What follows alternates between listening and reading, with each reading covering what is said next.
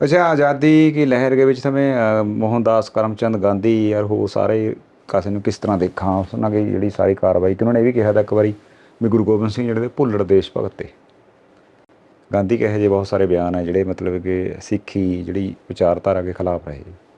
भाई साहब देखो, वो तो गांधी तो हमारे खिलाफ था ही, लेकिन गांधी से एक चीज़ हमको सीखने की ज़रूरत है जो बड़ी मार्के की चीज़ है, और वो हम लोग भूल गए, लेकिन गांधी के रेफरेंस से हम लोग उस चीज़ को उठा सकते हैं जी आज के दिन। जी।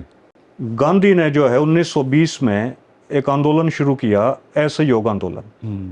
असहयोग आंदोलन में गांधी ने कहा कि जो वकील है ना वो तो अपनी वकालत को छोड़ दें, स्कूल सरकारी स्कूल छोड़ दें, और सरकारी जो मुलाजिम है ना वो सरकारी नौकरी छोड़ दें, तो मैं 1 साल में इस देश को आज़ाद करवा दूंगा। और असहयोग आंदोलन का ना एक बहुत बड़ा टेम्पू बन गया, एक बहुत बड़ा मोमेंटम बन गया, मूवमेंट बन गया वो पूरे देश में। लेकिन चोरा चोरी कांड हुआ, एक जगह के ऊपर चोरा चोरी थाना था, उसके अंदर जो है वो आंदोलनकारी घुस गए, उन्होंने थाने में आग लगा दी, उसमें कुछ पुलिसकर्मी भी मारे गए और थाने का भी नुकसान हुआ। उसी रात जो है गांधी ने इस मूवमेंट को वापस ले लिया।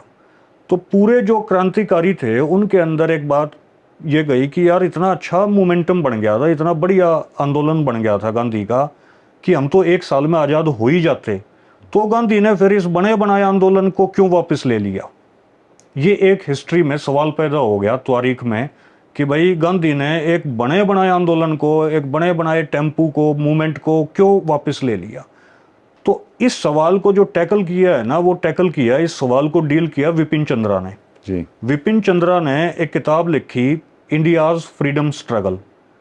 उस किताब को जितने भी जो होते हैं ना आईएएस की जो तैयारी करते हैं उनको पढ़ाया जाता है, ट्रेनिंग के दौरान भी और ट्रेनिंग से पहले भी इस किताब को पढ़ना जरूरी होता है, क्योंकि इस किताब को पढ़ के ये समझ में आ जाता है कि भाई कैसे किसी आंदोलन को टैकल किया जाता है।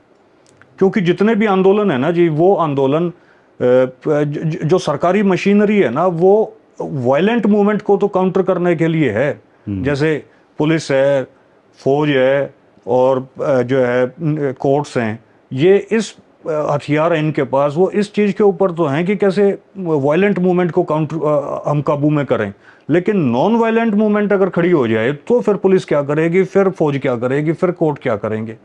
तो जो गांधी ने जो मूवमेंट था ना भाई साहब वो वापस ले लिया चोरा चोरी के बाद, तो पूरे देश में ये सवाल पैदा हुआ भाई इसने वापस क्यों ले लिया, जब एक चला हुआ मूवमेंट इसने वापस ले लिया। तो विपिन चंद्रा ने इसी सवाल को टैकल करने के लिए किताब लिखी कि गांधी ने मूवमेंट को क्यों वापस लिया, इंडियाज फ्रीडम स्ट्रगल। 1500 लोगों का इंटरव्यू लेकर उसने ये किताब लिखी। उसमें उस किताब में उसने ये लिखा है कि भाई ये बात ठीक है कि भाई मूवमेंट बन गया था, ये बात ठीक है कि टेम्पू बन गया था, लेकिन गांधी के जो अपने लोग थे ना, जो अपने उसके कैडर के लोग थे गांधी के जी, वो पीछे हट गए थे। क्योंकि गांधी का जो शुरुआती कैडर था ना वो बनियों का था, तो बनियों को पहले उसने कंसोलिडेट किया, बनियों को बेस बनाया, उसके बाद वो आगे बढ़ा। तो अब जब चोरा चोरी कांड हुआ, जब हिंसा हुई, तो वो सारे बनिए छोड़ के भाग गए गांधी को। तो वहां उसने लिखा भाई गांधी का जो अपना कैडर था ना वो कैडर तो गांधी को छोड़ गया था। तो गांधी एक बात समझता था कि भाई चले हुए मूवमेंट को मत देखो, आप उसकी मीडिया में हाइप मत देखो, उसका मोमेंटम मत देखो, आप ये देखो कि कैडर आपके साथ है या नहीं है। उसने कैडर को बढ़ाने पे जोर दिया।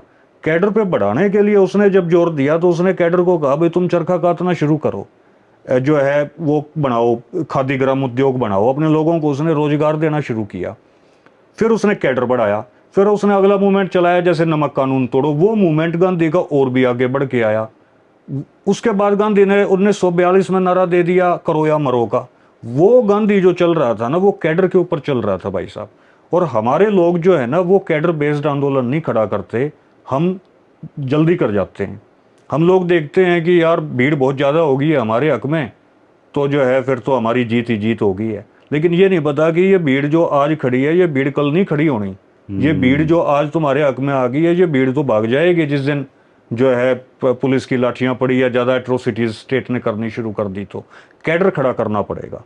तो गांधी का जोर जो था ना वो कैडर बेस्ड मूवमेंट खड़ा करने पर था। और गांधी ने जैसे खादी ग्राम उद्योग बनाए, तो हमारे पास सिखों के पास कैडर खड़ा करने का जो इंस्टीट्यूशंस हैं ना वो दुनिया में सबसे ताकतवर हमारे पास हैं। जैसे जो गुरुद्वारा साहिब हैं जितने भी, ये सारे गुरुद्वारा साहिब जो हैं, सभी गुरुद्वारा साहिब कैडर को खड़ा करने के लिए सबसे कारगर साबित हो सकते हैं जी। और फिर जो है सेंटर्स बनाए जाएं जहां नाम जपा जाए, कोई राजनीति की ज़्यादा बातें ना हो वहां पर, और वहां नाम जप के दिमाग को शांत करके जो है कैडर को खड़ा किया जाए। तो हमें कैडर बेस्ड लड़ाई लड़नी पड़ेगी जी। और उसमें हमें गांधी से ये सीख, और इस चीज को हमारे गुरु महाराज जी जानते थे। गुरु नानक देव जी ने कोई जल्दी नहीं की थी, 10 पीढ़ी तक तो जो है वो लोगों को ट्रेंड करने में ही लग गए। शब्द गुरु जो है, गुरु है, इस चीज को स्थापित करने में ही गुरु नानक देव जी से लेके गुरु गोविंद सिंह जी महाराज तक 10 पीढ़ियों का संघर्ष रहा जी। तो हम लोग सोचते हैं एक ही दिन में हो जाएगा। आरएसएस 1925 में बनी थी और अब 2025 में वो हुकूमत कर रहे हैं। तो हम लोग ये सोचते हैं कि भाई आज ही सब कुछ हो जाए।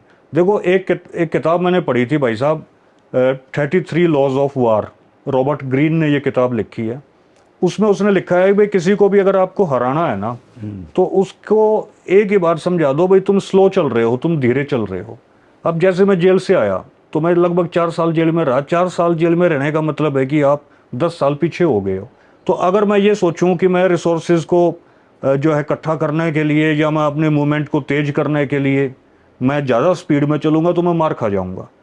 तो हम लोग कारज धीरे होत हैं काहे होत अधीर। तो हमें हलीमी राज की जो बात है ना भाई, हलीमी का मतलब हरियाणा में ये भी होता है भाई धीरे जो है ना काम होते हैं। हलीमी मतलब कि धीरे धीरे काम होते हैं जी। हलीमी का मतलब एक हरियाणवी भाषा में ये भी है। तो हमें जल्दी नहीं मचानी, हमको कैडर खड़ा करने पे जोर देना है। और ऐसा नहीं है कि कैडर खड़ा करने में हम बहुत ज़्यादा लेट हो जाएंगे, ये भी नहीं है। हमारे पास तो बने बनाए इंफ्रास्ट्रक्चर हैं और वो इंफ्रास्ट्रक्चर दुनिया में किसी के पास भी नहीं है। इनके पास जो है नागपुर है आरएसएस के पास, हमारे पास जो है भाई साहब श्री करतारपुर साहिब है। तो हमारे पास इनसे ज़्यादा मजबूत इंफ्रास्ट्रक्चर है। लेकिन हम लोग कैडर बेस्ड मूवमेंट खड़ा करने की कोशिश करें, ना कि हम लोग पब्लिक को देख के, भीड़ को देख के ये समझें कि ये भीड़ हमारी ताकत है। एक आखिरी सवाल है, थानू लगा भी अमृतपाल सिंह ते यही गलती हुई है भी कैडर नहीं था? देखो भाई साहब, भाई अमृतपाल सिंह जी से भी यही गलती हुई है। मैं अपने नज़रिए से इस बात को स्वीकार करता हूँ जी कि वो थोड़ा जल्दी कर गया। अदरवाइज अच्छा जेल में अब जैसे चले गए हैं, अब ज़्यादा टाइम वेस्ट होगा।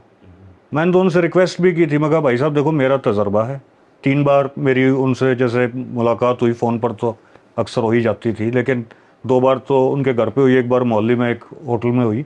तो वहाँ भी हमने यही रिक्वेस्ट की, मैंने यही रिक्वेस्ट की कि भाई देख मेरा भी थोड़ा सा तजर्बा हो गया है इस जेल में रहने की वजह से, मेरे अंदर भी थोड़ी स्पीड ज़्यादा थी। उस स्पीड की वजह से भी वो जेल में मैं गया। तो एक वजह उसकी ये भी थी, सरकार तुम्हारे पीछे लगी हुई थी लेकिन हमारे अंदर भी स्पीड थी। लेकिन अब थोड़ा सा ठहराव आ गया है और सिक्खी माने के बाद और ठहराव आ गया है। तो आप भी जो है ना थोड़ा सा ठहर के इस मूवमेंट को करो, क्योंकि हमारे पास वो अभी गाड़ी नहीं है कि हम लोग, वो सड़कें ही नहीं है भाई साहब, वो हमारे पास गाड़ी का मॉडल ही नहीं है कि हम यहाँ 400 की स्पीड पे गाड़ी चला देंगे और एक्सीडेंट नहीं होगा। ना तो सड़कें इस देश की इस तरीके से, ना इस तरीके से हमारे पास गाड़ियाँ हैं। तो आप इसको 400-300 की स्पीड पे मत चलाओ इस गाड़ी को। तो मैंने उनसे रिक्वेस्ट की थी, मगा जी आप कैडर खड़ा करो, कैडर खड़ा करेंगे हम निश्चित तौर पे जीतेंगे। लेकिन अमृतपाल भाई को भी ये हो गया कि भाई जो है ना ये भीड़ है तो ये भीड़ हमेशा ही साथ रहेगी। वो भीड़ नहीं साथ होती भाई साहब, भीड़ तो जो है मरवा देती है। भीड़ के आधार पे कोई मूवमेंट नहीं खड़ी होती, मूवमेंट जो है खड़ी होती है कैडर के आधार के ऊपर। और अब भी मान लो वो जीत गए हैं, मान लो इलेक्शन, ये बहुत अच्छी बात हुई कि वो इलेक्शन जीत गए, लेकिन उस जीते हुए इलेक्शन को ये ना माने वो कि ये कैडर बेस्ड जो है किसी कैडर ने उनको जितवाया है, ये वेव ने जितवाया उनको इलेक्शन। उस वेव पे भी इतना भरोसा नहीं करना। देखो वेव का बहुत धन्यवाद है, गुरु महाराज जी ने अपनी कला बरती है। उस भाई को एक जो है जेल से निकलवाने के लिए पंजाब के हमारे भाइयों ने एक हिम्मत का काम किया है। लेकिन जो असल जो मूवमेंट है ना वो तो कैडर बेस्ड मूवमेंट है। तो अमृतपाल भाई से भी ये मतलब की कमी रही उनकी, एक मतलब कि तजर्बा नहीं था इस चीज़ में।